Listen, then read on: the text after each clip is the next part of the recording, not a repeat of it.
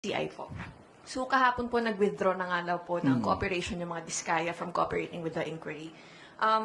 Doesn't this hammer home the point na toothless or useless yung ICI? Kasi for one, di na nga public yung hearings. At pangalawa, kayang mag-walk away ng mga Diskaya from cooperation just like that. Yes, tama. Walang pangil, walang kapangyarihan yung ICI. Nagiging isang malaking PR na lang yan.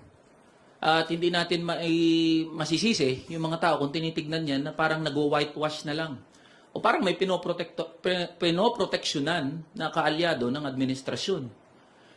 Uulitin ko, sa laki nga, sa magnitude ng public resources involved. Ba't wala pa napapakulong hanggang ngayon?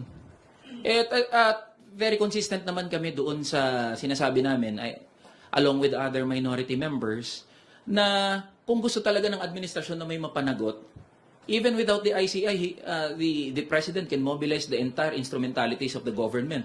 Ombudsman, NBI, lahat pakilusin niya. Ang dami nang po pwedeng tuntungan eh. Meron ng mga pronouncement under oath, yung mga kontratista, meron na ring mga publicly available documents, so we can establish a case. Ang problema hanggang ngayon, ayan pa rin. Pahaba ng pahaba yung mga hearing, mas nalilito ang mga tao, ano na ang nangyayari. So, tapos sinabi pa ni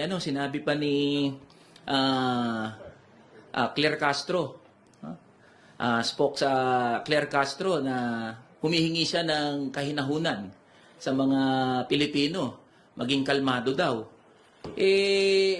Masisisi po ba natin ang mga Pilipino at mga manggagawa na hindi magiging kalmado kung nakikita nila na itong mga proceedings, especially ng ICI, walang pinatutunguhan?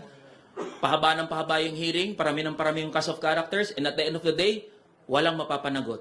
So, baka kailangan hong mag-introspect ng palasyo patungkol sa usapin na to.